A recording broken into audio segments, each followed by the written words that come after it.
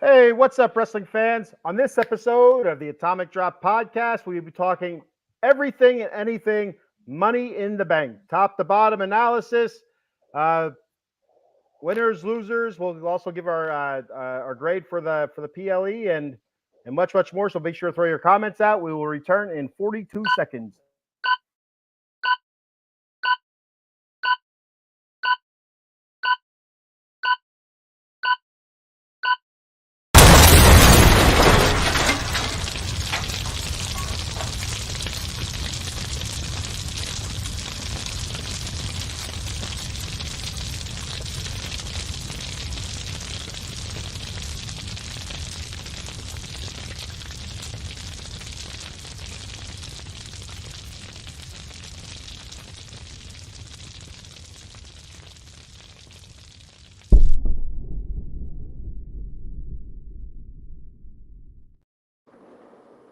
It's fight night!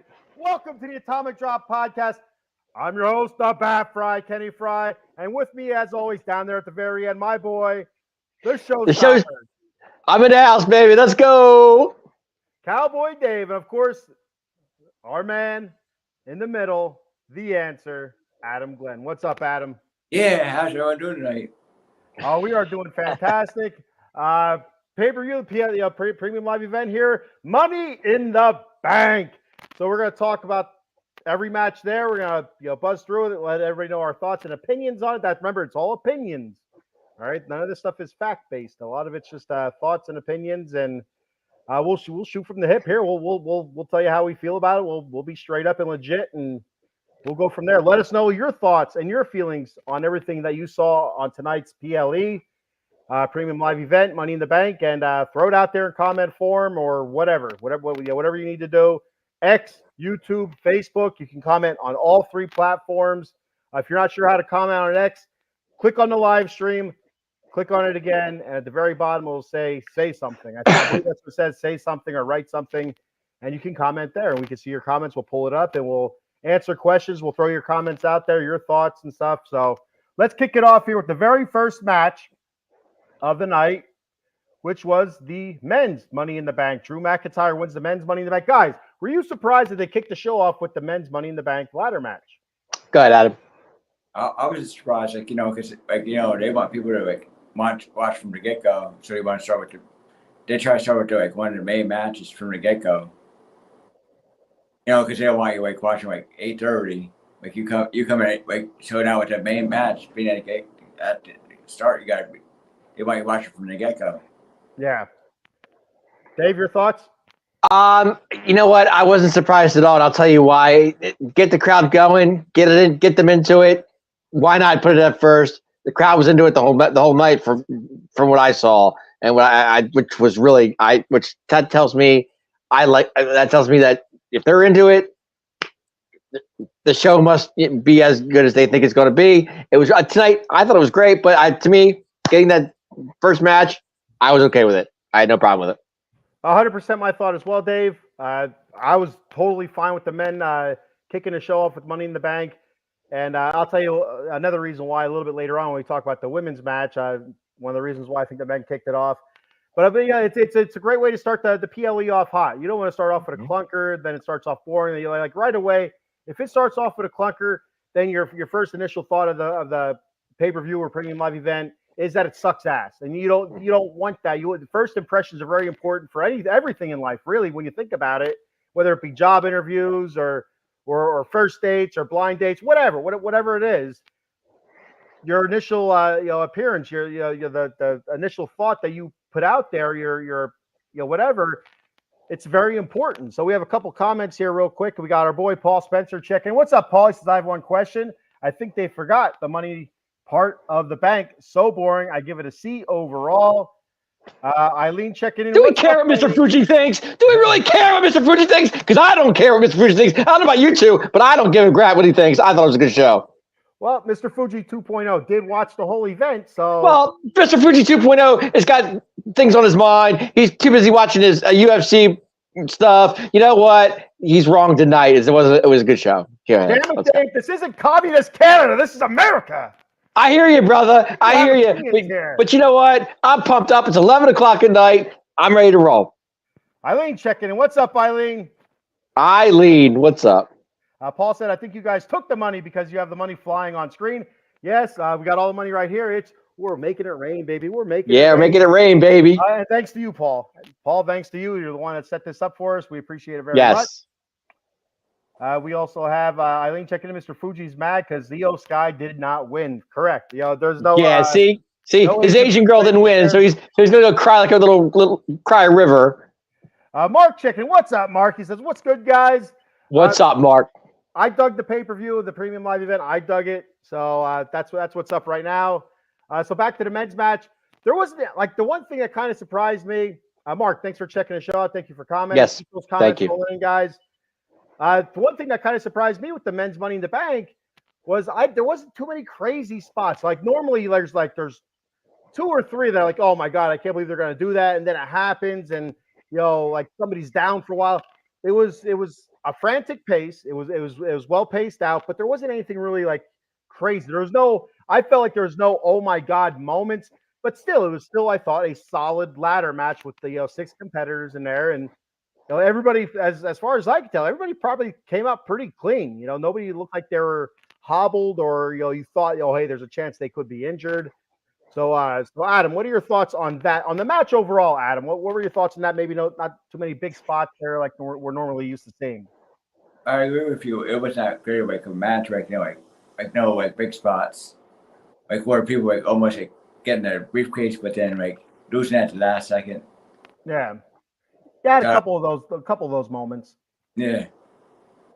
Now, when we get to the women's match is a real Money in the Bank match. Yeah. Dave, what were your thoughts on the men's match overall? No, I thought it was really good. There were some spots that I thought that could have been better than others. Don't get me wrong. I mean, that's just WWE. That's what they do.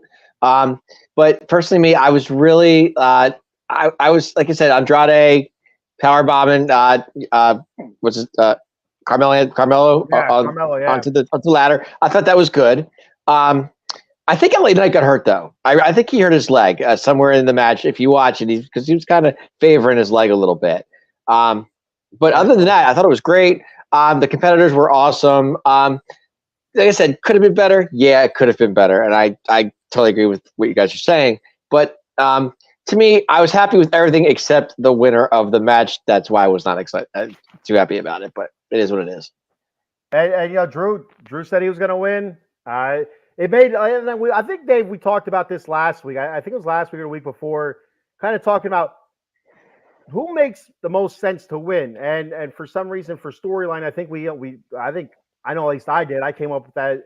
The most sense was for Drew McIntyre to win. For Jey Uso, he doesn't need the briefcase. I don't think he needs it. Carmelo, he's not there yet not ready for Chad Gable. He's in a different type of storyline, so he's not going to get it. It just doesn't make sense for him to get it. And the only one that I thought made sense to win it was Drew McIntyre, just so he could lose it. You know what I mean? Like that's why that's what most people were predicting. So it wasn't too much of a surprise what happened to Drew McIntyre a little bit later on, which we'll get to in a little bit. Okay, real quick. I'm just going to go over this real quick. Okay, so Drew McIntyre, he wins at WrestleMania and then loses it. And then he wins Money in the Bank and loses it again. Is this a record? I mean, seriously, think about it. To be honest with you, that's probably not a bad question, Dave, if that's a record loss for a Money in the Bank. And you know what? And I mentioned this on one of my TikToks, that WWE kept referencing the 80% success rate. They've never done that in the past where they said, the success rate of the Money in Bank cash-ins is this. But this year, they really kept pushing at it, 80% success rate, 80% success rate. And so that just told you right there, whoever does win is probably going to lose it just because of how much they're hounding it. And then another thought I had with it, because I know in our group chat for the Atomic Drop group chat that we have, Eileen brought it up. About that, she's kind of bummed that you're not going to have that Money in the Bank briefcase as part of a storyline. But you can understand kind of why they don't, because you almost had a full year of Damian Priest with that Money in the Bank briefcase. You don't want to just rehash that again. It's almost like a reboot then. It's almost just like retreads and do something different with it. All right, we're going to take the men's Money in the Bank out of the equation, this year. but maybe now it's time for the women to shine with the Money in the Bank briefcase. Carry that for a while, and it's cashed in at WrestleMania. Maybe that's how Tiffany time gets her WrestleMania moment. It's something like that. But I do remember. Priest saying he was tired of carrying the case because he carried pretty much the whole time to WrestleMania, which was a long time. And what you're saying now, it was a short time, within a matter of minutes, or within the hour. Drew comes in there, cashes it in. What? Okay, so nobody carries the case right now. The case is free. He cashed it in, so. To me, he screwed himself. The way I look at it, I mean, come on, he came in there, he wanted it done, and of course, who was there to screw it up? We all know who that was. So we saw that coming too. So it works both ways. But this year, Money in the Bank, I think it was more surprising than last year's. I'll leave it at that. Last year, I was more surprised that Priest won it. This year, I'm not surprised that Drew won it. Yeah, I mean, not that Drew didn't win it, but I mean, surprising wise, as it was cashed in as early as it was. That's what I mean by that. He said he was going to do it, but I didn't think he was going to do it, to be honest. I didn't think he was going to do it tonight. I didn't see that coming. No. I thought he was going to pull it back. I thought CM Punk was going to appear earlier. I thought maybe he'd wait till SummerSlam, then do it there. But he said he's not leaving Toronto without being champion, so you knew he was going to cash it in. But okay. But I thought maybe they would pull a different, go a different route, but they didn't. So that's one thing you can say about Drew. Yeah, he's a man of his word. He said he's going to do something. He does it, and such a shit, the man did it. Did you see? Did you see what he did after the show was over? Yeah, so during the press conference, actually, it was right before the press conference. They're back there with Big E, Wade Barrett. And Wade Barrett had to, or Barrett had to stop him and say, if you keep going the way you're going, you're not going to be here anymore. Well, so he had Adam Pearce with an elbow and the chops there. That's what I'm saying. You guys, you're going to be suspended if you keep doing what you're doing. So. Adam, did you see that? I don't know if you did or not, but. No, I didn't see the post show, but I don't because McIntyre won it, then cashed it in, and now that's not part of the storyline. I think Jey Uso deserves a title run. He's going to be in the bloodline in the future, but. At least give it to Jey Uso. Now it's stupid. Now there's not a man's Money Bank winner, so there's no storyline. When's he gonna cash it in? The women are taking over, in my opinion. Oh, without a doubt, That's what I was saying before, Adam. It's like this last year, you had the men that their Money in the Bank, because I think Io Sky, did she cash it in at SummerSlam? She cashed it in pretty quick. Hers was pretty quick. Her cash in, Io Sky, and but Damien carried it almost a whole year. So now this year, maybe it's the men that cash in quick. Maybe Tiffy carries it for a while. Right. We'll have to wait and see. That'll be the storyline. But anyway, Paul says, Dave, you enjoy any event. I'm watching Top Rank Boxing. There's no UFC tonight, and I wanted Tiffany to win. To answer his question, I do enjoy any event, and I really do. But you know what I don't like? I don't like when people tell me surprises, because that, to me, what's the point of the show if you're going to sit there and tell me what's going to happen? So, I mean, I don't have to read it, which I don't have to read it. I don't. Sometimes I don't. I just want to be surprised by myself, which is understandable. But I like surprises. I love to see what's going on. And I think there wasn't as many surprises I thought there were going to be tonight. I'll leave it at that. Eileen says, I was hoping for a Wyatt 6 to take out Chad Gable or some surprise interference. That's what I thought too, Eileen. Honestly, I really did. So there's that one time where Gable was at the top of the ladder by himself. I was waiting for the lights to shut off and a spotlight to come on and hearing that piano being struck over and over again. That's what I thought was going to happen. It didn't happen. I was surprised by that. But another surprise I thought was, Dave, you brought up LA Knight, was the lack of LA Knight. I didn't think he had a huge presence in this match.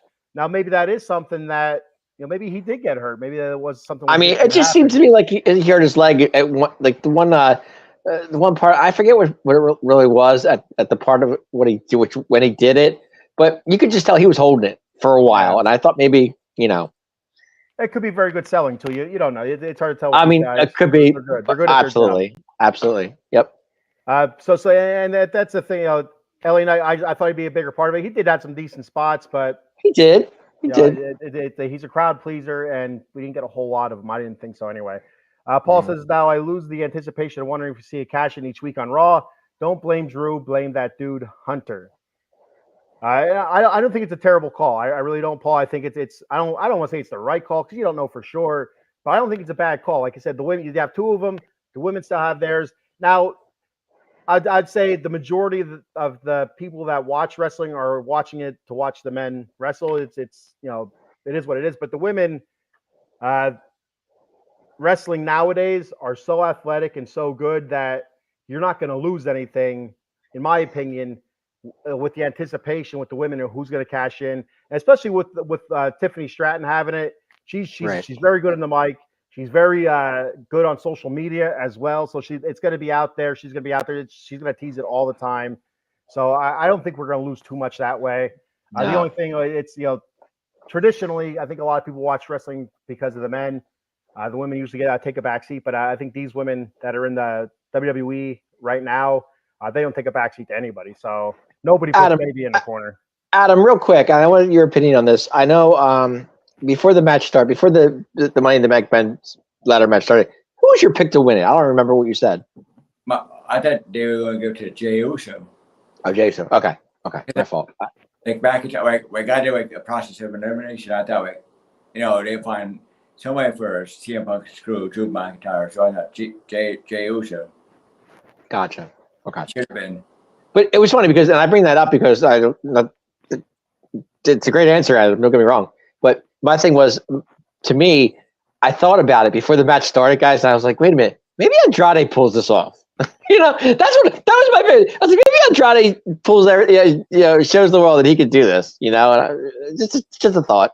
I went back and forth a couple times watching that, man. I was kind of like, I was kind of pulling for Andrade a little bit. I'm like, excited. I kind of was too. I got to be honest. I was. It would have been something different. Right. He did go to AEW, so I think Hunter likes traders. I don't think that matters. I don't want. It's different. I don't think it's. I'm trying to think in Hunter's mind. I'm trying to think in Vince's mind. To me, I think if that was Vince, I think Andrade would have won. I don't know. I mean, I don't know. It's hard to call if it was Vince or not because, not that he kept I don't want to say minorities, but the luchadors and so on. Not that he kept them down because Ray had a pretty good career under Vince. Right. But you didn't see it on too many of those types of wrestlers. When Vince near the end of Vince's run, usually the same one or two guys over and over again. So I don't know. I don't know if Vince was there, if it would have been Andrade or not. See, to me, I think it would have been because Vince sometimes surprises you and we don't expect it. And I think with Drew, I think everybody was kind of like we knew Drew was going to win or Jay was going to win. Andrade out of nowhere. Like he would have been like the guy that nobody would have thought, But I mean, the good thing is that it adds another layer to the Drew CM Punk saga. So I mean, we'll get to that in 1 second. Oh, it sure does, without a doubt. Paul says I'd be swinging too if each week I constantly get screwed each week and every pay-per-view. So does it go Drew versus Seth or Drew versus Punk? Two different streets. They can go down now, and so that will take us into our next match here. Let me answer this question real quick. I personally, I said this before on our podcast. I think I said it last week or a week before. The original match, like I said, at WrestleMania was supposed to be Seth Rollins, CM Punk. So to me, I think they might go back down that route right now. That's what I think, or a triple threat, one or the other.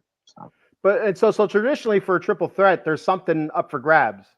So what's going to be up for grabs though if you do a triple threat? True. That's the only problem I have with it. So for those of you that don't know, if you're just tuning in, you didn't see the PLE, and you're like, oh, what happened? But anyway, Damian Priest retained. So it's Damian Priest, Seth Rollins, terrific match, great match, phenomenal. Priest tells Finn Balor, no matter what happens, even if Drew cashes in, I will handle my business, stay out of it, whatever. That's a whole thing going on here, and I think that's going to lead to something really, really cool with between Finn Balor and Damian Priest. But anyway, that's not what we're talking about here. So a great match between Seth Rollins, Damian Priest. Seth looked great. Seth absolutely did look great for his first match since being injured, coming back from his injury since WrestleMania. And during the match, near the end of the match, Drew McIntyre comes out and cashes in. So now you have a triple threat match. And what happens during a triple threat match, Dave? No DQs. No DQ. Anything goes. So that opens up the door. So as soon as they said this is now a triple threat match, I said to myself, that's the opening for CM Punk right there. That's the opening. no DQ, so he can still attack Drew McIntyre, and Drew McIntyre will still get the humiliation of being pinned as well. Mm-hmm. And that's exactly what happened. Drew McIntyre is the one that got pinned by Damian Priest. Damian Priest wins. But the biggest thing to come out of this match, fellas, was the collateral damage of Seth Rollins. Seth Rollins hates CM Punk, but there were stipulations in this match that if Damian Priest wins, Seth Rollins would not get another title shot while Damian Priest is holding that title. He loses any shot at that title for right now. And he is pissed. Mm-hmm. And guys, what are your thoughts on that? Do you think Seth Rollins has every right to be pissed, or say, hey, Seth, that's a stupid ass stipulation anyway? Go ahead, Adam. Thoughts? Adam. I don't think it's going to matter because I think Gunther wins the title at SummerSlam. So, Ooh. you know, why Priest is champion. So if Priest is the champion, Rollins can still get a title shot. Dave? Okay. That's if Gunther beats Priest, and then Seth gets his title. He can get a title shot, right? I think that's how it was. No, go ahead. If it wins, it doesn't matter. Seth can get a title shot. Okay. Yeah, I mean, I hear you, and I mean, I just lost my train of thought. But here, to me, I still thought, my personal opinion, I still thought Seth was going to pull it off because the way when Punk came in there, he went after Drew. I thought that set Seth up for the killing right there, and I thought to myself, well, Seth's going to win this thing, and that was my thought of it. I didn't think Priest had a chance to to pull it off. But kudos to him. I mean, A, he pulls it off. B, he doesn't have to leave Judgment Day, which is good, And C, he'll hold it till SummerSlam, and then I'm sure Gunther will pull it off, and Gunther will beat him at SummerSlam. So we'll see what happens. I mean, it sets up Punk and Seth, like I said earlier. That's what people want to see. That's what it should be. I mean, because that match can kill it right then and there. So I want to see Punk and McIntyre. The hell with Punk and Seth Rollins. I'd rather see Punk and Seth. That's just me. Seth Rollins has been so preoccupied with everything else that only now is he back into the CM Punk running, and that's because of CM Punk and Drew McIntyre. Drew McIntyre and CM Punk have been hot and heavy for each other. They've been at each other's asses for how long now? That's the payoff right there.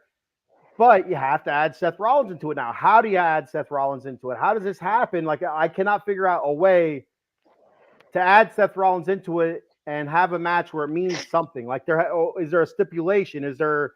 Yeah, something's got to give. I don't know. I can't see a stipulation where it's, okay, the loser leaves stipulation or something like that. I just can't see it. I can't understand it.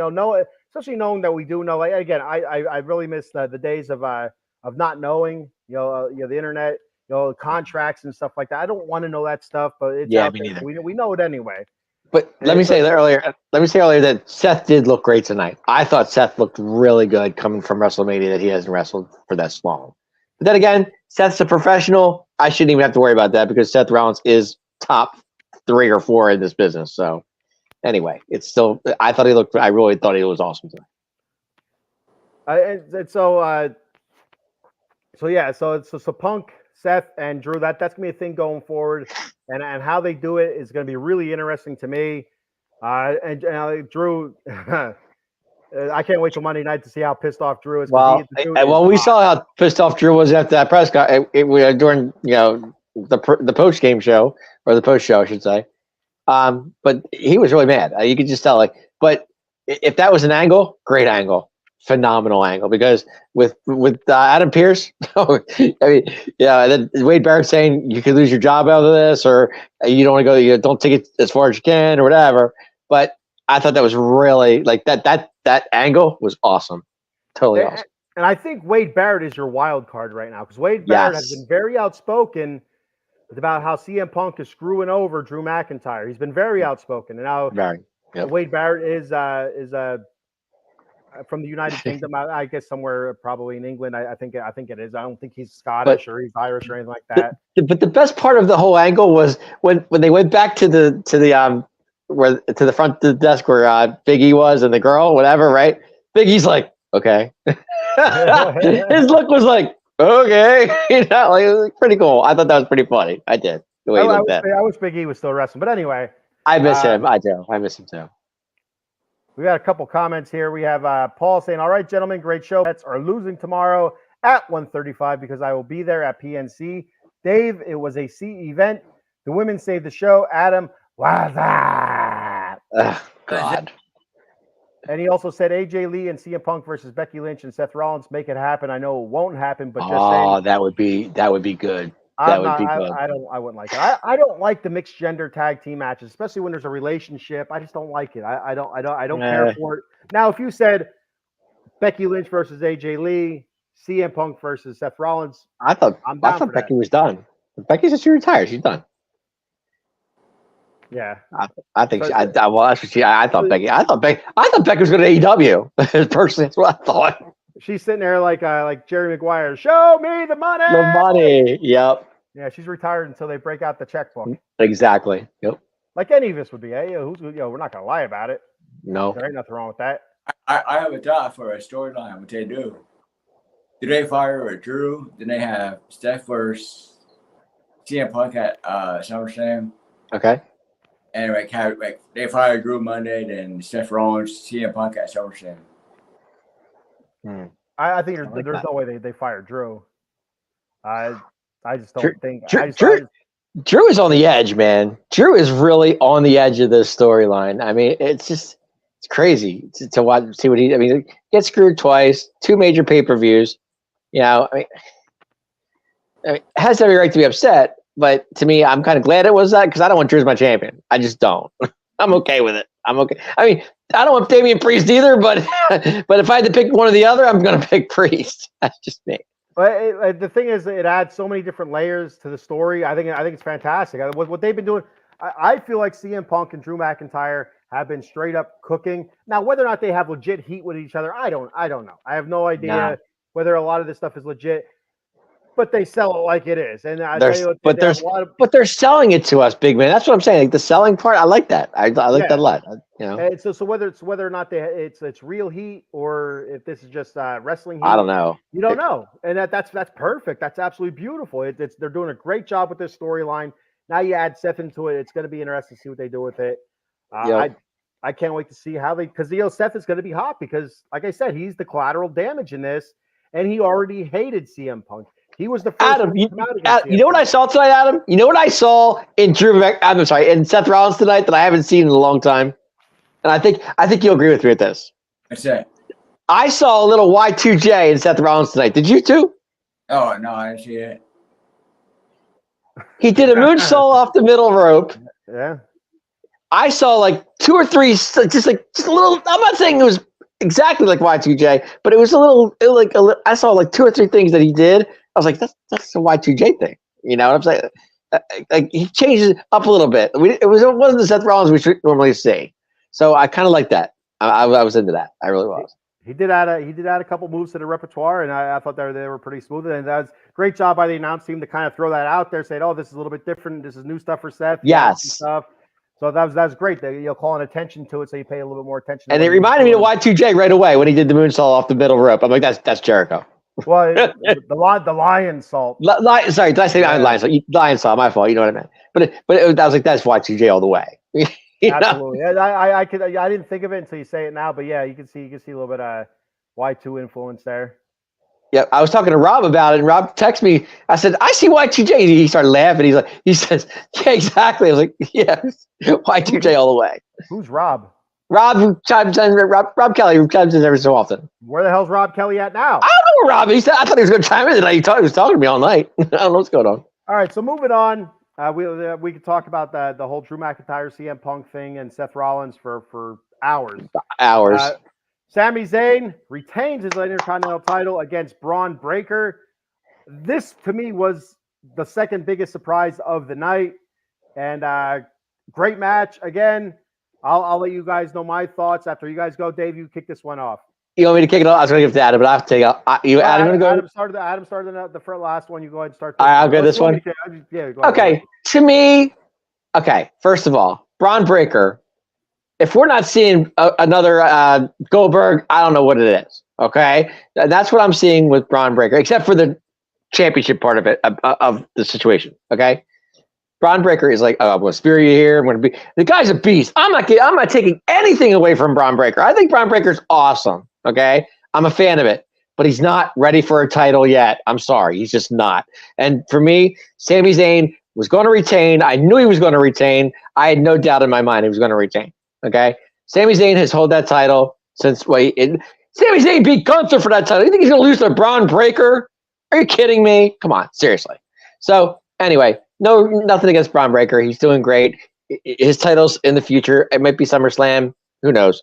But to me, it was great. The match was good. It was good. I mean, there were some angles in it that could have been better than others. But I liked the ending. I thought the ending was good. Hoover kick, finished it out. Sami Zayn gets the win. I'm okay with it. I like Sami Zayn as my NFC champion. I have no problem with that. I'll leave it there. Adam? Yeah, like, I like Braun Breaker, but I do agree he's not ready for a title shot yet. But then after I realized, right, they were in Canada. There's no way Sami Zayn's going to drop the title in Canada. Good point. All right, so I did. Oh, go ahead, Adam. Oh, and a food for thought, like I think Sami Zayn's like Daniel Bryan. All right, I could see that a little bit. I could see a little bit of Daniel Bryan and Sami Zayn there. The whole underdog thing. Yeah, I get that. I didn't even think about that till you said that. But yes, I can see that. It reminds me a lot of Daniel Bryan. Because like from an underdog now, he's doing good. Now is he going to do the yes chant, or are they going to do a chant or something? I don't know what his chant would be. I don't know. But I did see something tonight that I did like in Braun Breaker. The Steiner liner was great. All right. So guys, I disagree with both of you guys about the whole it's called the Steiner liner, right? Is that what it's called? I think that's what it was. Yeah. I thought it was really. I mean, he did it just like his dad. He did the Frankensteiner. He did the Steiner. Frankenstein. Frankenstein. That's what I'm saying. He did that just like his dad. It was perfect. Yeah. It was perfect. But go ahead. So I disagree with both of you guys, Dave, especially with the whole Goldberg thing. I disagree 100%. Each week, Braun Breaker comes out there. He shows more and more as to what he can do athletically. Whereas Bill Goldberg, for months and months, was a spear and a jackhammer. That's it. That was it for Goldberg. That's all he had. Whenever Goldberg would try anything else, it would look absolutely terrible. It would look unathletic.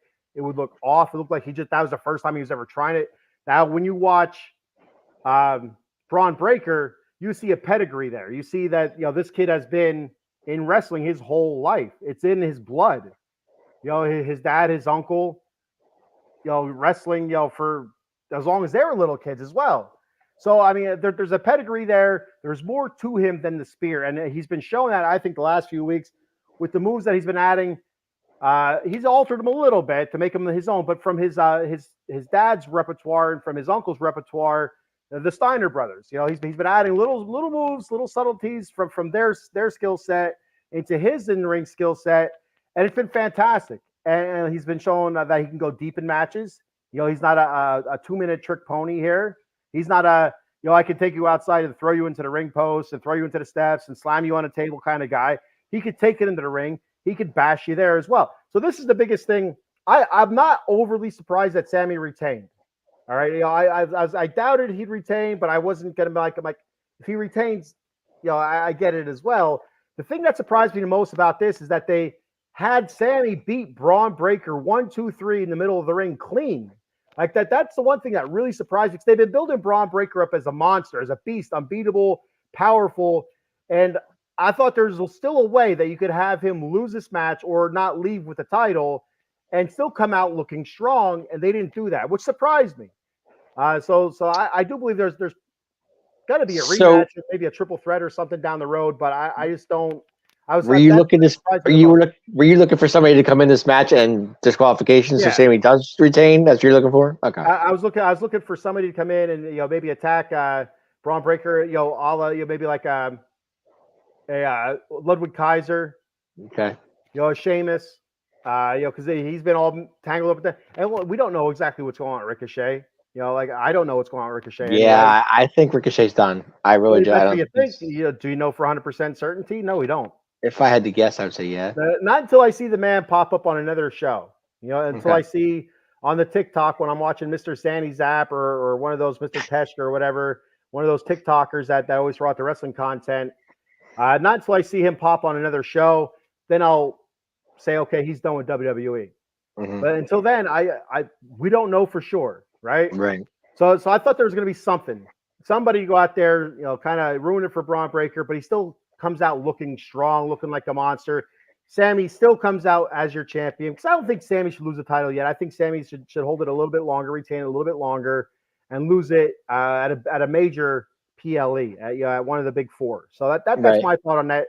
I was kind of surprised. I was actually a little bit bummed that they had Braun Breaker lose that way, and like I don't see Sami Zayn gaining as much out of it as what Braun Breaker would lose out of it. And I thought Braun Breaker lost a little bit of shine off of him now that he's pinned 1, 2, 3 in the middle of the ring by Sami Zayn. And Sami doesn't come out looking any stronger, in my opinion. Well, it doesn't kill Braun Breaker either if you think about it. It really doesn't. I didn't say it kill him. He loses a little bit of shine. I don't think so. No, I don't think so at all because, I mean, Sammy retains, but Braun looked great in the match anyway. So I think it's a win-win for both of them, to be honest with you. Well, I mean, so like the reason I say that he loses a little bit of shine is because they built him up so big. Right, but did you think they're going to put a title on him in this too quick a time? Well, I don't see why not. I think he's ready. I think 100%. No, he's not ready. He's not. That he can go long matches. Not he's shown yet. that he's technically sound. I mean, I don't see he's beaten some of the. Give him 4 or 5 months. Don't give him this quick. It's too fast. No way. Why is it too fast? Why is it too fast? Because he's not ready.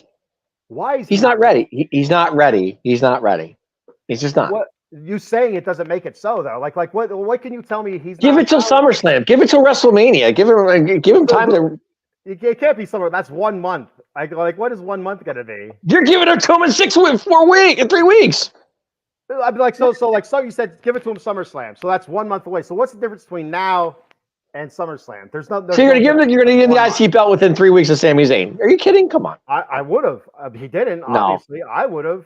That shows his dominance. And so the next person that takes it off of him, that shows hey, they're stronger, they're bigger, or maybe that's just like when Gunther lost his. Nobody thought any less of Gunther when he lost his IC title. Yeah, but Gunther held it for a year. For how many years? For like it was a year and a half. Right, but do you see Braun Breaker doing that? No. But I'm saying, holding the title. Sometimes you hold the title, you hold it for a little bit longer. When you lose it, it doesn't hurt you when you lose it. Like some guys, you lose it and they fall to the back of the line. Some guys lose it, like Gunther. But Braun won't go to the back of the line. That's what I'm saying. He won't. He'll stay there. He ain't going nowhere. He'll get another shot. All right. But anyway. I'm saying he'll get another chance at it, just not now. We could go in circles with this one here because we're just going to argue about it. He could be in a triple threat match with Sami Zayn if he wanted to at SummerSlam. I mean. All right. If you want to put James in there, knock yourself out. I mean, whatever. To me, I just don't think Braun Breaker's ready for a title yet. Adam, go ahead. Yeah, but you didn't give a reason why. Oh, because he's new. What the hell does that even mean? Because he's new. He's not ready. He just came from NXT. So what if he just came from NXT? It doesn't even matter. He's been. It does. You got to work your way up. He has a pedigree. It's not the world title. It's not the world title. It's the IC championship. Which is the second belt known to the championship. And if you're saying he has to work his way up, then how did he get the shot? How did he get the shot? He was beating scrubs. That's why he won. He beat Sheamus. He beat Ludwig Kaiser. I think didn't he beat Sami Zayn as well, or like in a one-on-one match? I could be wrong about that. I don't remember. I don't think so. For sure. No. But he's beaten people. He's beaten guys. He retired Ricochet. Being like a Goldberg, spearing each guy, going through him. So that's what I saw. And that's a win. So okay. He got the shot because they thought he was ready for a shot.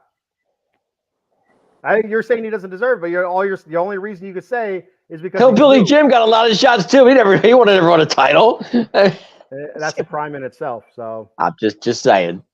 Hillbilly Jim, he deserved it. Okay. But anyway, we'll move on from that. But he wasn't title worthy. That's my point. Hillbilly Jim. Braun Breaker is not title worthy. Why? Not. Because he's new. It doesn't make sense. There's no other reason you're giving besides he's new. That's the reason. There's no other reason to do. That's what you would say. It's not a reason. Just because he's new, I'm supposed to give him the IC title just like that. He's been dominant since he came in. To beat a veteran in Sami Zayn? No. He's been dominant since he came in. That's great. Domination, awesome. Do your thing. You're not beating Sami Zayn. Not happening. So not because maybe he's now. new. Maybe He can't SummerSlam. He can't beat Sammy because he's new. That's why he can't do it. Makes a lot of sense to me, I guess. I don't know. John Cena announces a farewell tour, Dave. So I'll tell you what, this really bummed me out. This was the biggest surprise of all night. I knew it was coming sooner or later. It was coming eventually. I feel like we knew it was coming sooner rather than later. Like I didn't think it was gonna be a Ric Flair or anything like that. But still, when it happened, it was still a huge bummer. Huge bummer to me anyway. Huge John Cena fan. I've always liked John Cena. Even Love was, him. the Professor of Thugonomics or Doctor of Thugonomics, whatever the hell it was, whatever he was rapping and stuff, and wearing the baggy jean shorts and the basketball jerseys and stuff like that, and had the big The Marky chain Mark and look. Thug Life stuff, and I was always a huge John Cena fan. So, I mean, He's from Boston. it is. It's just one of those things. It's time, and I get it. I thought it was fantastic that he announced what his intentions are, what his plans are. He's going to be there for Raw on Netflix the first night of that. Huge moment for WWE. He's going to have one more Rumble, one more Elimination Chamber, and his last match will be at WrestleMania in Las Vegas 2025. And so, fellas, this tells me one thing. When he said that he's going to have one more match at the Royal Rumble, he's going to have one more Royal Rumble, one more Elimination Chamber. That tells me he's going for the title. What are your thoughts on that? Adam, Dave kicked it off last time. You kicked this one off. And don't say don't say because he's old, because that doesn't make sense. Right, Dave? I'm not even going to go there. Go ahead. Go ahead, Adam. Yeah, I like how they did it because they announced he's retiring, but he's going on a farewell tour, which is great. But I don't think they should give him a title. I didn't say that. I didn't say that. I didn't say they were going to give him a title. But him getting into Royal Rumble and him getting into the Elimination Chamber, which are both matches that are set up. If you win, you get a title shot. So that tells me that's what he's going for, and that's how they're going to build it up. Go ahead, Adam. Oh, so he's going to have a title shot. Okay, so he'll lose to the World Champion in his last match. Well, and not even that. Again, Adam. So when he says when I heard it, him saying, the cat's ass is going to get you again, Adam. When he says he's going to be in the Royal Rumble, which is if you win the Royal Rumble, you get a title shot. He's going to be in the Elimination Chamber. If you win the Elimination Chamber, typically you get a title shot. He's telling people he's going to be in those matches, which means that he's going to go for a championship, which means that doesn't mean he's going to win those matches. Like, he doesn't mean that he's going to win the Royal Rumble. He's going to win Elimination Chamber. It doesn't mean that. But he's still going to be in those matches. There's still going to be that chance. It's going to get people excited to see, hey, can Cena get one more championship to tie Ric Flair? One of those things. You know what I mean? I'm not saying he's going to win it. Not saying he's going to even get that chance at WrestleMania, but he's telling people he's going to be in those matches, which is going to build something up. Hey, is Cena going to win so he gets that final shot at the gold? You know, does that make sense? Yeah, sure. So he's going to get a title shot. I agree with that. Go for a title. Yeah. Dave? Here we go. The GOAT. The GOAT. Ric Flair, 16, I think it was 17. I'm not sure. What is he at? I think it was 16 time. Is it 16? I could be wrong now. Okay. There's nothing more than people would like to see than John Cena win one more championship to pass Ric Flair. That would be, the farewell tour, grand finale. John Cena wins championship, wins the 17th time, beats Ric Flair, goes off the sunset. Personally, me, I'm okay with it. I think he should because he's got to pass Ric Flair eventually, and he's been trying for so many years, and he's not done it. So why not? If you're on a farewell tour, go for it. I say give it to him, even if it's for one night. Who cares? He could say, "I was 17-time champion. I can walk off on the GOAT. Call it a day. I'm okay with it." I love John Cena. I love him. I love him. I love his promos. Okay, but John Cena, if this is the farewell tour, which is he's saying he's retiring, he's done, great. Win it at the Royal Rumble, or win at WrestleMania, and then next night retire as a champion on Run the Night Raw, call it a day. You're done. I'm okay with it. Eileen says, I was worried. I think it was tonight, LOL. Eileen said, but his shirt did say time is now 2025. Okay.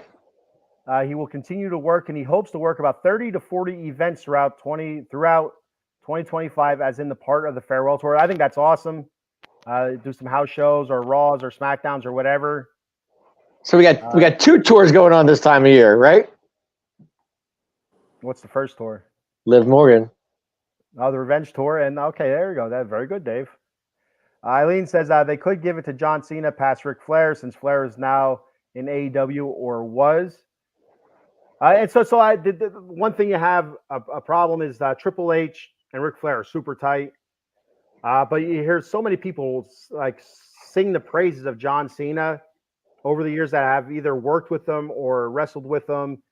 Usually you don't hear too many bad things about John Cena from the people in the industry. Now the fans out of the industry, Cena's burying people. It ends their run. Cena's the bury.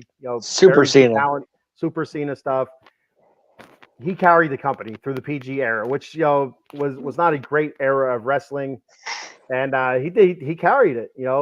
And whether or not other guys weren't being pushed is not on John Cena. That's on creative. That's on Vince McMahon. That's on Triple H.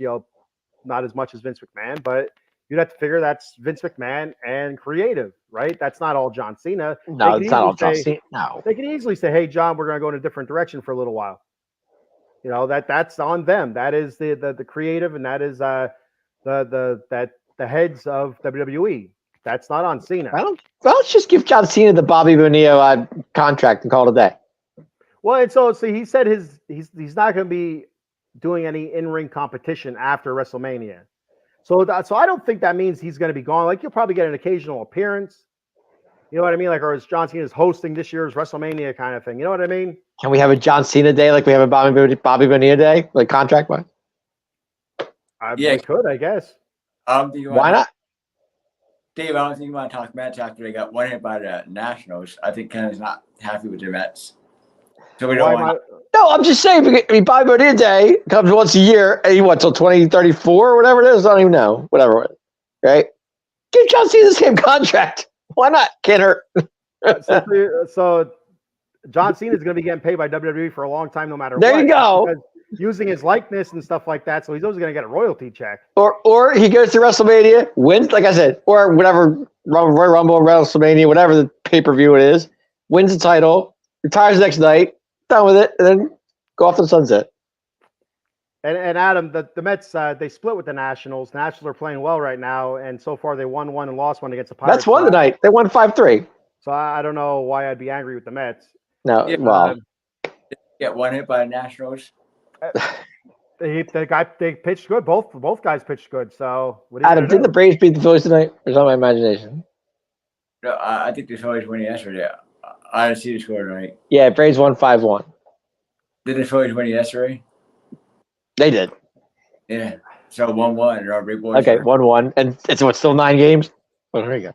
Yeah, so 9 games. Our big boys are. It's crazy. So this series means nothing. Yeah. I'll take his foot with the Rays. Our big there boys. you go. All right. Anyway. So the whole John Cena thing, I don't know what that has to do with Bobby Bonilla. I'm just saying, Bobby Bonilla signed a huge contract, right? Every year he gets paid. John Cena, you do the same thing. You don't have to wrestle ever again. Just pay him. Well, he is going to get because of the royalties. Right. But I'm saying, or like I said, give him a title shot. He wins the title, retires next day.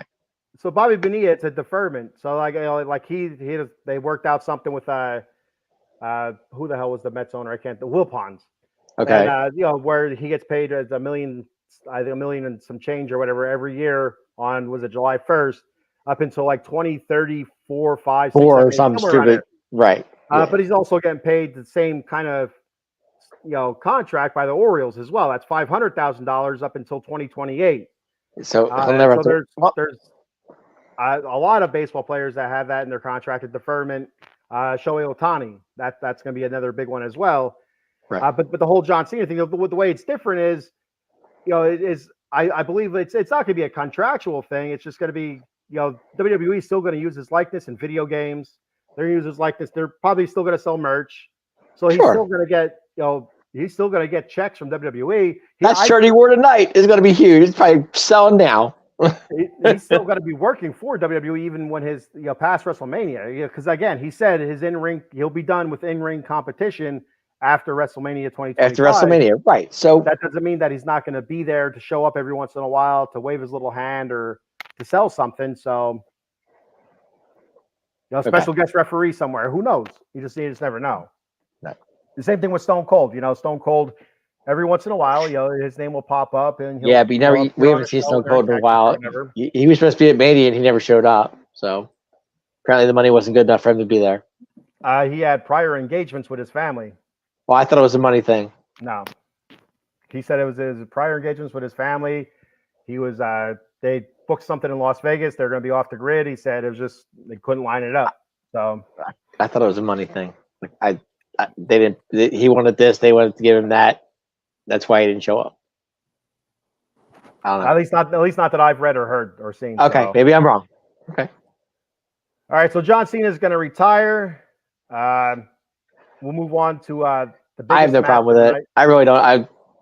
I love Cena, but it's just time. It's perfect timing. Perfect time. Well, he said he never wanted to be a part-time wrestler either, and that's what he's been. So, So it's good. It's good for him to step out now. All right, so moving on to the biggest match of the night, the match that stole the show, the women's Money in the Bank, and we all know what time it is now. It's Tiffy time. I loved it. I loved everything about this match. This match was brutal. Great spots, funny spots. Everybody had a big spot in this match. Everybody put their body on the line. It stole the show. Especially Io Sky. So, I mean, like Io Sky, Lyra Valkyria had some pretty cool spots with Io Sky. Zoe Stark had some amazing spots as well. Even Naomi did too, if you think about it.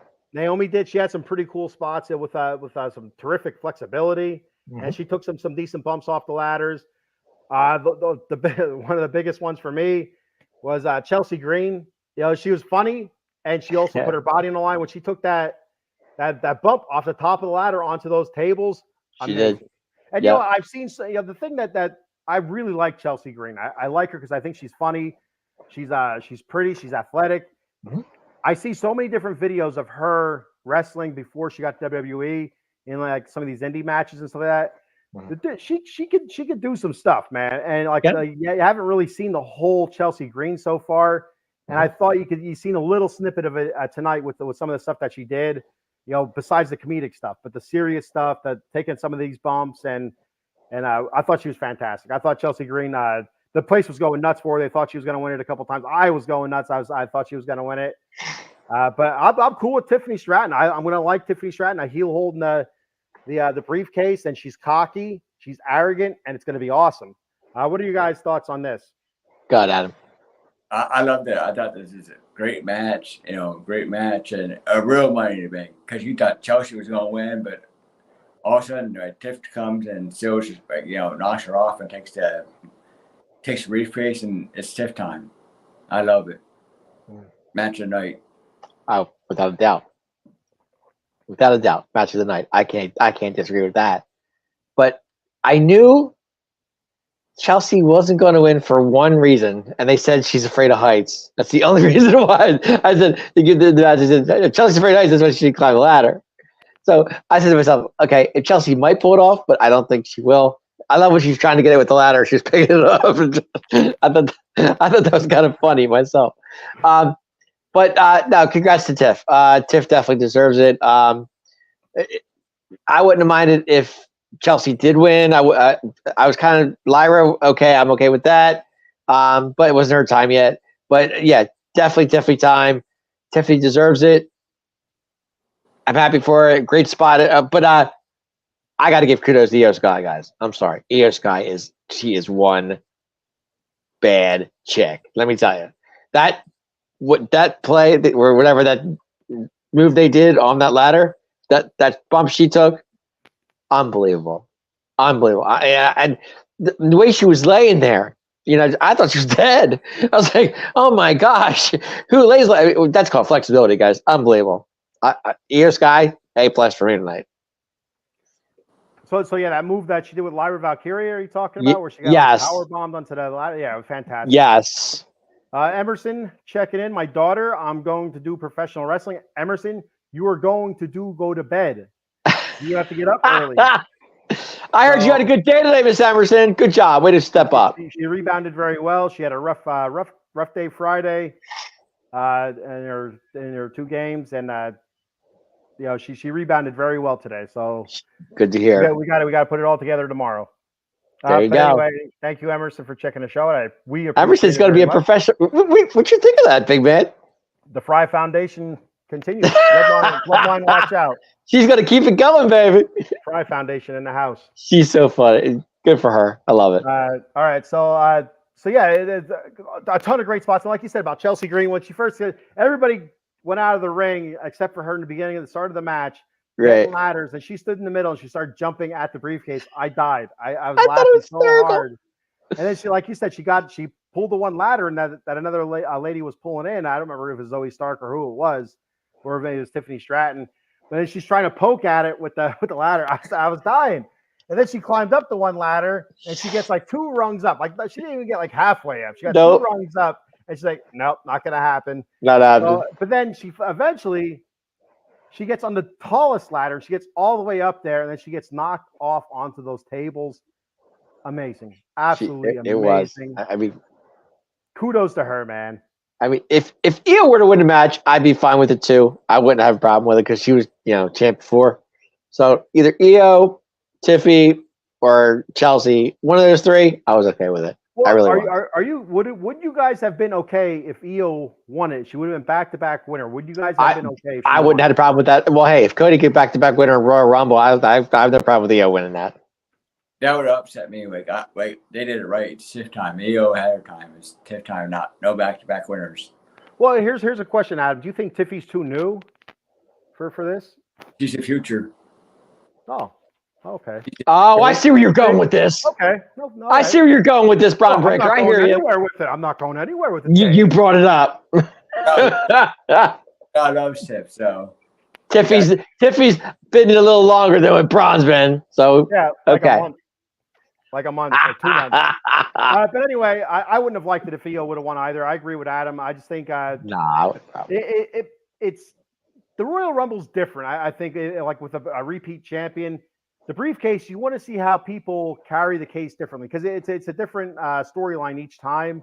The Royal Rumble, I mean, I guess the storyline with the Royal Rumble could be different each time as well, if with different people winning it. But no, not even that, because with the Royal Rumble, when you win the Royal Rumble, now it's the road to WrestleMania. So it's always the same kind of storyline, like the same end to it is going to be WrestleMania. With the Money in the Bank briefcase, it's always going to be different, like when you have different people winning it, because you don't know when it's going to get cashed in. You have a year. So it's not like, it's going to be cashing in this day because this has to be this day. No, you have up into that year to cash it in. So I think it's good when you have different people winning that because you get different types of storylines with it. But guys, give me 1 second. I'll be right back. Yep. And so Adam, with Tiffany Stratton winning it, I think it's going to lead to a totally different type of Money in the Bank run than what Io Sky had. Like Io, she only had it for a little bit before she cashed in. I'm not sure exactly which PLE it was. I feel like it was SummerSlam she cashed it in last year. On who'd she cash it in on? Shit, was it Bianca? Did she cash it in? It was. I think it was during that triple threat match with Charlotte Flair, Bianca, and who was the other one? But anyway, it doesn't matter. I am so sorry, guys. My fault. I'm sorry. I don't think she had it very long before she cashed it. Now, this time, I think Tiffany Stratton's going to carry this a bit longer. I wouldn't be surprised if Tiffany Stratton didn't carry it until at least next year, maybe even WrestleMania, just like what Damian Priest did. So you have that longevity because you're not going to get that out of the men because the men's is gone already. So you still have that storyline with the Money in the Bank. Is she going to cash it in this week, or she's going to cash it in at this premium live event? Oh, here she comes down. She's going to cash it. Oh no, she's not going to cash it in. So you're still going to get that with her. It's just how long are you going to get it with her? I think she's going to carry it a little bit longer than what EO did, but we'll have to wait and see. Dave, who did EO cash it in on? Do you remember? Was it during that triple threat match like Bianca? Yeah, I think she cashed it on Bianca. Bianca is a triple threat. Bianca, I Charlotte think it Flair. was it Bianca? Or, yeah, it might have been Bianca. That sounds Bianca right. hurt her leg, and we thought she was actually really Yeah. hurt. She ended up winning that match, but I think she ended up cashing it in on Bianca Belair.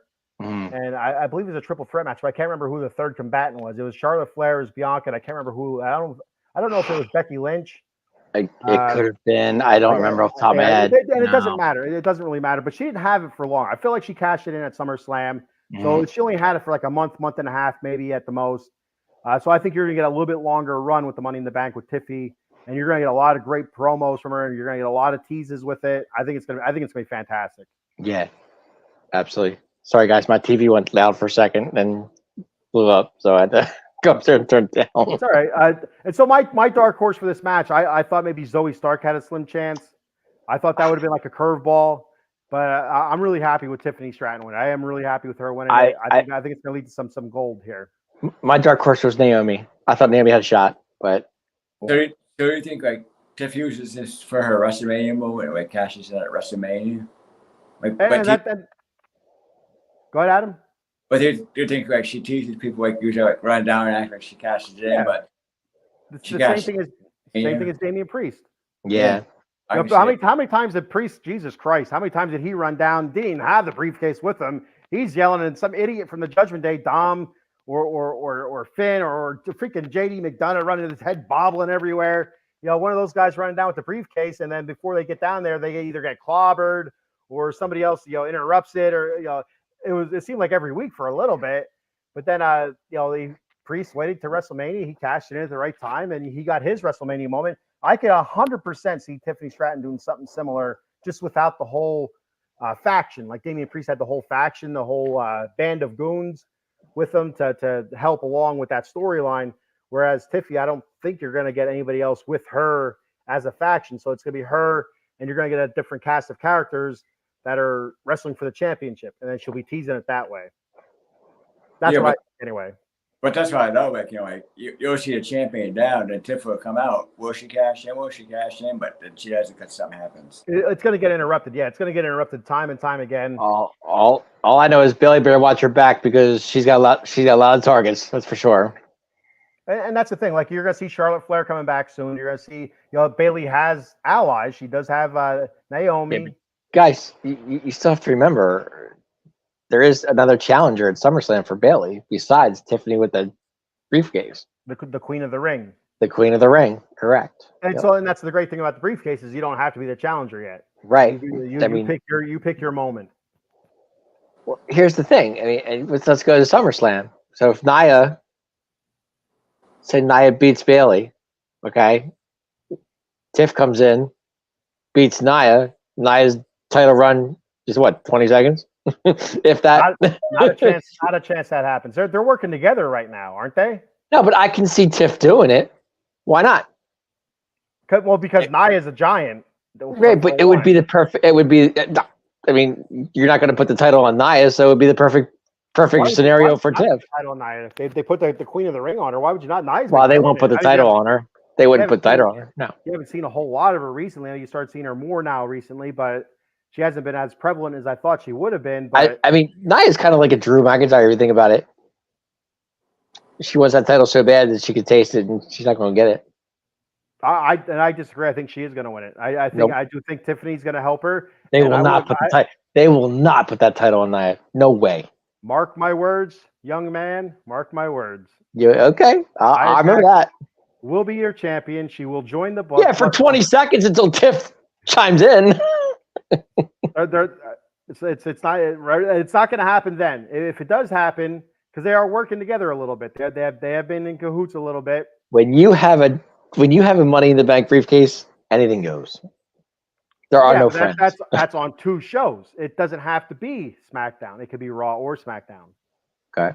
So I mean that's one of those things where Nia but does. Tiff is on SmackDown.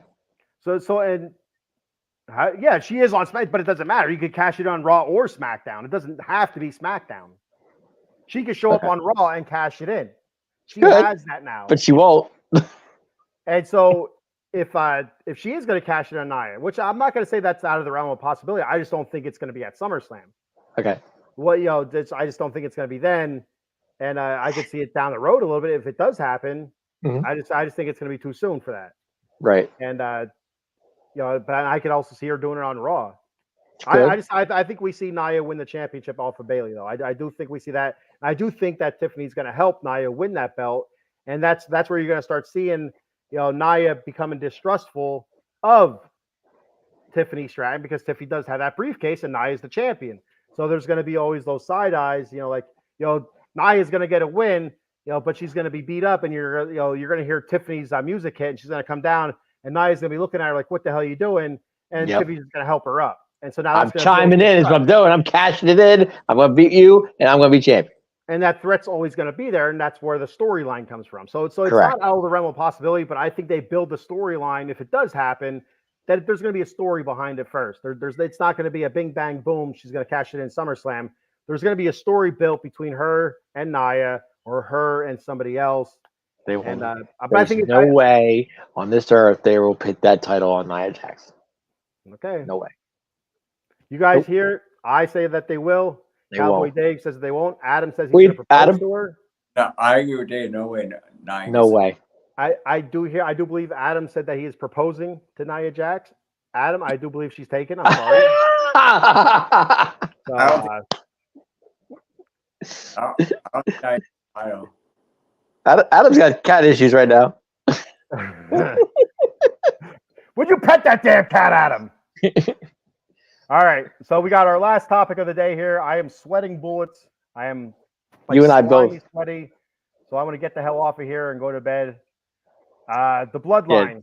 Some of us have softball at 9 a.m. And so you see how I kind of ordered that there. Got a little pun in there. Reigns, Supreme, Roman Reigns. But, I caught that when you did it. I caught it. Yeah. That's for the people out there. You're Right. welcome, people. That's to the people who miss Roman. Yeah, we have 312 live viewers right now, guys. Throw out your comments, questions, your thoughts on the PLE. Let us know what your thoughts are. Bloodline. And so here's my thoughts on this match here, guys. I'm not surprised. Bloodline won. F you solo. But, sorry. Did I say something? Sorry, my fault. There you heard a lot of that, and thankfully it was on the pay-per-view, so we didn't have to hear, nothing, like the skipping, like thinking there's something wrong with your TV every time that the crowd curses. Yep. They got to beep it out. It's like, this is ridiculous. Dude, as Thankfully, many times the that crowd PLE. said that, they'd be doing that all day. No way. Not And happening. so Chant night was Ted Gable. You still suck. yeah, Chad Yeah. Gable, you still suck. That was another one. He so does. funny. So Bloodline. I'm not surprised that they won. They came down. You had Solo, Tama Tonga, and the Samoan Werewolf, which I dig that name for. You love that name. Yeah, you do. It's a cool nickname, right? For Jacob Fatu. Sure. And they had Tonga Loa on the outside. So here's my big issue here. We got the Bloodline out there, and then these idiots, Cody Rhodes, Randy Orton, and Kevin Owens, come down without any backup. What did they think was going to happen? Did they not think? Did they think, Tonga Loa is wearing a suit. He's not going to do nothing. That's stupid. And that goes right on your champion. That's your leader. Cody Rhodes is an idiot. He's a moron. Why would you not have somebody there for backup? Can anybody answer that for me? It's 4 against 3 right off the bat. You're going to tell me that they did not expect Tonga Loa to get involved? Come on now. Come on, Cody Rhodes. You moron. You're not the American Nightmare. The American moron. The American nitwit. That's like why would you not have somebody there with you? He's going to get involved. And the referee taking a couple solid shots there. I'm down with that. I like when referees get hit. I'm cool with that. So, guys, what were your thoughts on this match? I think it was an okay match, but left a lot to be desired. I was expecting a little bit a surprise or two at the end. But anyway, guys, go ahead. Go ahead, Adam. I thought it was a okay match, but the referee getting knocked out, Twice.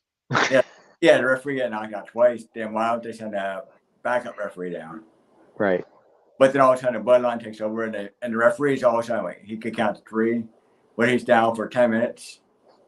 Well, After review, Jacob Fatu bit him and gave him some of that werewolf, that Samoan werewolf venom, and woke him up right away. That dude's a beast. Go My ahead. God. Adam, continue. But, like, I thought it was a bad ending to a bad pay per view. I rate this pay per view a C minus. C minus. Go ahead, Dave. Okay. I was kind of hoping for a Paul Heyman Brock Lesnar thing. I wanted to see. I was kind of hoping that was going to happen, but apparently it didn't. But the match itself, I thought it was good. But like you said earlier, it was 4-on-3. That's exactly what it was. 4-on-3. Okay. Especially when they took Randy out of the one part of the match where I think on the outside, and Kevin went to go tag Randy, and Randy got pulled out by Tugalo, I think it was. Yeah, I believe so. Yeah, they threw Randy in there. I did get to see what I liked. I saw a lot of RKOs, which I was happy with. Anytime Randy does RKO, I love it. I don't care who it is on. It's an RKO. And I love Randy Orton. Everybody knows that. But I did see a lot of RKOs, which I was happy with. Kevin Owens is sick. I don't care. Everybody says that going off, onto that table. I loved it.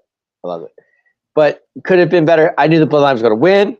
I called that. I saw that coming. But it just there's one specific thing that we're missing in this whole thing. It's Roman Reigns. I am so sick. I mean, I can't stand Solo Sikoa. I just can't watch him anymore. To me, he's terrible. I think he's horrible. He thinks he's tribal chief. He ain't no tribal chief. He's a joke. He's a tribal joke is what to me. Okay. He's wearing a chili pepper necklace. He can wear that whatever he wants. He's not the tribal chief. He never will be the tribal chief. There's only one tribal chief. That's Roman Reigns. And I cannot wait till Roman comes back, because when Roman comes back, we're going to get a face Roman, not a heel Roman. I'm looking forward to that. Dave, I totally agree with you. Solo is not a leader. He's not. Not even close. But it is what it is. This bloodline is by far more dominant than the other bloodline ever was. So you tell me Solo's not a leader, I say you guys are on goofy pills. Nope. This is by far the more You dominant can look at bloodline. Solo Sikoa and just look at him and tell me he's a leader. He got And tell me you don't miss Roman. Around, yeah. You can sit there and look at that guy personally and look at him and say he's a leader. Him? Yeah, I don't know how you No, Roman is a leader. Roman was the I leader. acknowledge the man. he's a wankster. Knock yourself out. Did you say he's a wankster? Yeah. Like people possibly think they're in a gang. There ain't no gangs. I guess you No, I can't take Solo. To me, that leader, Tama Tonga can be a leader for all I care. He went into Roman's house. He kicked Roman over, kicked him off the toilet, and took his chili pepper beads. And now he is the tribal chief. You better acknowledge his ass, or he will be knocking on your door next with Samoan Werewolf. And you guys, I would acknowledge Mr. Fuji before I acknowledge Solo Sikoa. I thought Solo looked decent. I get. I'm just joking around. I get 100% where you guys are coming from. Roman was very seasoned. Yes. As on the microphone and stuff like that. I don't think Solo's nearly on the level as to what Roman was. Not even close. Or is on the microphone and stuff like that. But for where he's at, for how long he's been in, I don't think he's that bad. I think he's decent. They're building these guys up to be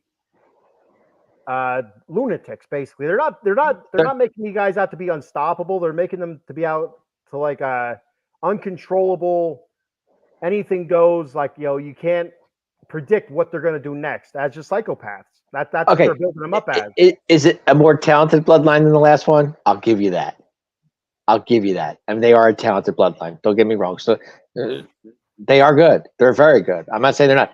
I just can't take Solo. That's all. I have no problem with Tom. I think Tama Tonga is great. I just do. I think he's great. I have no problem with that. But I think Jacob Fatu is just a sick dude. He's got so much talent. It's great. But so Steven Selby checks in. What's up, Steve? How you doing, buddy? I miss the Usos too, but it is what it is. Said Solo does very good in what his character is supposed to be, and I agree there. His basically that's what his character is supposed to be. His character is supposed to be the leader of a bunch of convicts. That's all they keep saying is like, oh, these guys are convicts. They had a put Jacob Fatu in a crate and Fatu sneak him is. across the the border to get him into Canada. They had to put him in a crate. Mark, do not open until Christmas to get him across the border and stuff. They're making these guys out to be like convicts, and Solo's their unquestioned leader, and like almost like a gangster, like a thug almost. Whereas Roman Reigns was more viewed as a Samoan bloodline leader.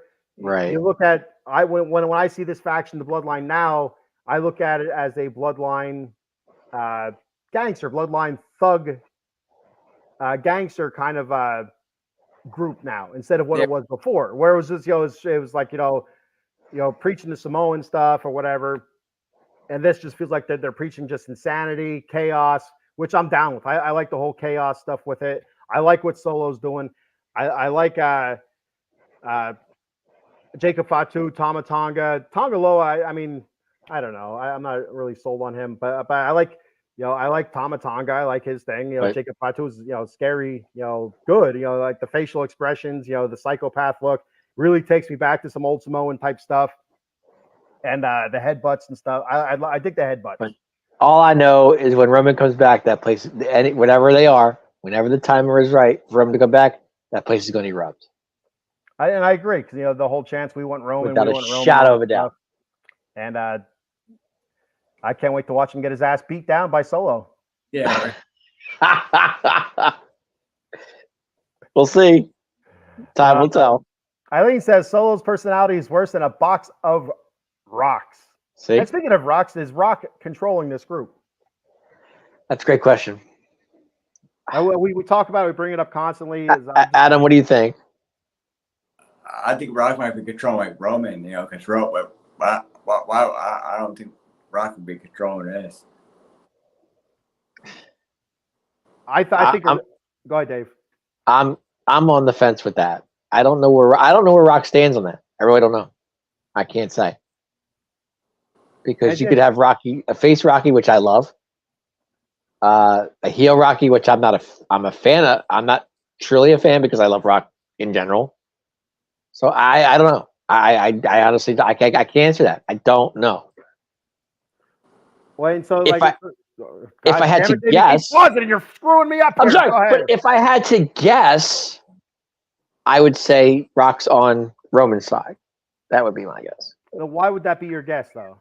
Because they were together at WrestleMania. Why wouldn't it? Well, wouldn't change? Because Roman lost. The same exact reason as to why Solo beat the shit out of Roman and took his chili pepper beads. So here's my thought on this. So I think originally, The Rock might have been the one to give Solo the control. Now I think The Rock has lost control. Okay. And I think sooner or later we're going to see The Rock come out here, sooner or later, and he's going to try to rein them in. And I think that they're going to pounce and they're going to stomp The Rock. And I think eventually you're going to see The Rock team with Roman Reigns to kind of try to end this version of the bloodline. Okay. So I think I could see that part of the storyline. That I could see that happening. I could also see what you guys are saying, Dave. With The Rock. He was with Roman, so now why would it be against Roman? But I just think he has that thought that the heel Rock. My thought process is the heel Rock would view this as Roman Reigns let the bloodline down. He let the Samoan dynasty down by losing that title to Cody Rhodes. And losing it at WrestleMania, and running and hiding basically. We haven't seen him since then, so I can see The Rock viewing that as what he's done. Solo's the man, and the next in line here. Let's run with it. But then I think it just got out of hand. Yeah. But did you know something about the match? Because they're putting them out to be a bunch of felons. They said the only way they they weren't going to let them across the border, but then WWE had to pull tight, had to call people. They said, WWE had to call people to get them across the border, so they're making them out to be a bunch of felons. Well, and so Jacob Fatu, he does have a rap sheet. So you could find that online easy. I've seen it talked about online and stuff like that. He does have a legit rap sheet. And now I don't remember exactly what the charges were, but they are something where it would make it hard for you to actually cross a border. So So he does have a rap sheet, but they're using it to their benefit to make them seem worse than, because I'm sure it's something that was probably years ago, younger. You do stupid shit. That's what happens. Mhm. And I think that's I read that's one of the reasons why he wasn't signed sooner by WWE is just because of some of the legal stuff that he was in his past. They kind of had to clear and go through and all that good stuff. To change the subject a little bit, because we've been on this bloodline thing for a while. I want to give Braun Breaker being too new. No. I want to give kudos. I want to give kudos to the girl that sang the national anthem tonight. I didn't even see it. I want to give kudos to the guy who sang the Canadian national anthem tonight. Because, well, I think the girl was the announcer for the WWE, but I thought the national anthem on both American and Canada, I thought they were phenomenal tonight. I really did. Oh, Canada. I'm proud to be American, but I think the Canada one is better. It was good. I mean, and both of them were really good. I was very impressed with both singers. I thought it was good. I really did. I agree with you there. Yeah, there you go. I mean, to start the show, it was good. I thought it was good. I miss what was his name? Was it Ivan Koloff? He's come out and sing the Russian national anthem and No, that was Nikita call. No. That was not Nikita. It was Ivan used to do it too. Yeah, Ivan did it too, but it was Nikolai. Nikolai Volkov. That's it. I said Nikolai Volkov. Nikolai Volkov. Yeah. He'll come out there and start singing the oh, sorry. Kill me. Let me sit there as a little kid and like, boo, boo. Yeah, okay, whatever. That's awesome. Anyway, she be sitting there. On that note, we got our sponsor read to do here, so we can get the hell out of here. Okay, let's do it. Instead of talking about Nikolai Volkov and stuff like that, we'll talk about Jason Fine, attorney Big Al. You can reach Big Al at 1-800-HURT-123. That's 1-800-HURT-123. Jason Fine specializes in motor vehicle accidents, slip and fall, workman's comp, and personal injury claims. He has 3 office locations conveniently located throughout Pennsylvania and in New Jersey. In the Garden State of New Jersey, his offices are located in Cherry Hill on 3 Greensward Lane. The phone number there is 856-209-5258. And in the Steel City of Pittsburgh, Pennsylvania. The offices are located 500 Grant Street, Suite 2900. The phone number there is 412-365-8151. And in Philadelphia, Pennsylvania, the city of brotherly love, the offices are located 1628 JFK Boulevard, Suite 2120. The phone number there is 267-888-2980. Jason Fine, attorney Big Al. Big Al. Anything you guys want to add to this before I take it off the screen? I know you guys kind of jumped down my shit last time. Go ahead, throw your little quips in here. Come on. No recovery, no free. That's it. And 33 1/3%. And if you call, you might get Mr. Fuji, aka Paul Spencer. There you go. All right, that's a tag team. I tagged you guys in, and you guys lost the match for us, so congratulations. All right. So overall, not our fault the referee was knocked out. Overall, guys, I gave it a solid B. I thought it was a decent PLE. I thought they're left a little bit to be desired. I didn't think it was bad though. I thought it was better than a C, but not not a B plus or anything like that. I'd say B to minus. I didn't think it was bad. I was entertained. That's what it's there for. It's not a major pay-per-view. It's not one of the big 4. No. I dug it. Adam, you said it was C minus. What was it? C minus. Dave? I want to go B minus too. Oh, sorry. I gave a C minus because the way they did it was, it's the money in the bank you're supposed to do is like all year long. No, it's whenever the opportunity arises, Adam. But you're supposed to tease all year long. That's why it's a C minus. The women say it would have been a D if it wasn't for the women. But EO didn't tease it all year long last year. No, but the guy, that's what I've been saying. I said now the guy, theirs is gone, so maybe the women will now tease it all year long. So we don't know for sure if it's going to get teased all year long. It still may. Good. So we're going to come back to this, Adam, at WrestleMania when Tiffany cashes in, and we're going to make it change your grade to a B. No, it's a B. I want the guys to right? See if they're gonna do it all year. You know, I like got you. come on Raw, whatever. Yeah. You Jey Uso, is he gonna cash it in or not? Or LA Knight, you know, like you don't give it to Drew McIntyre because you know the storyline is going to happen. Have CM Punk beat up Drew McIntyre during the match that gets maybe a B Yeah. minus, almost a D. B minus for me. Definitely B minus for me. I enjoyed it. I mean, I enjoyed everything. So that's just me. You know, any good. If it was a bad show, I'll tell you it was a good show. A lot of good spots that I liked, especially in the women's ladder match. I was very. I mean that Io Sky thing threw me to a loop. I thought that was like unbelievable. But I was pulling for LA Knight. Sorry he didn't win, but that's okay. He'll get that US title eventually. And I thought the main event was good. But at least to me, as long as I get an RKO in this match, I'm happy. So I'll give it a B minus. Not too bad. All right.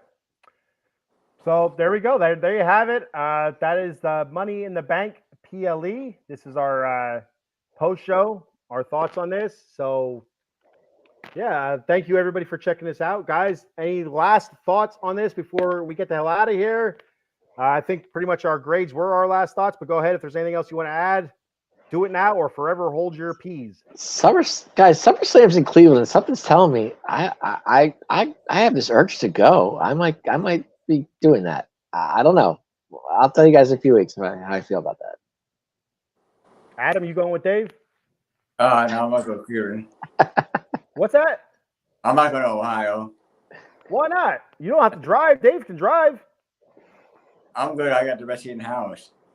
Okay, yeah, you and the cat. Yeah, I got you. You and the cat. I don't blame you. But my closing remarks are thanks to the people for watching and like my fan. My fan group was on. I couldn't get the text out. Why? That's bull, Adam. That's bull. All right. Yeah. Thank you everybody for checking this show out. Right now we're sitting at 323 live viewers. That's awesome. Again, we're live pretty much every Saturday. We'll have to wait to see what we're doing next Saturday. The next weekend is my next Saturday. I will not be here next Saturday, guys. I gotta let you know right now. I will be in Virginia. So all right. So maybe we'll still be live. Not really sure yet. We will put it out. If not, we will be back the following weekend. And again, just check us out on Twitter at Atomic Drop OOTBE or at OOT Box Sports. That's the Out of the Box Sports Twitter handle. We're always updating there. When we're going to be on and stuff like that. Usually, we try to shoot for every Saturday for you guys, people out there that haven't seen the show before. We try to shoot for every Saturday around 10 p.m. With the PLE, we went a half hour after that, so we can talk about that. So we'll let everybody know if we'll be on next weekend. If not, I'm sure we'll be on the following weekend. And yeah, so all right, that's all we have for today. Thank you, everybody. Thank you for the comments. Thank you for watching. And Dave, take us home, brother. I want to thank everybody tonight for watching the greatest show ever, the Atomic Drop Podcast. Thank you, guys. Talk to you later. See you later. Yeah. See ya.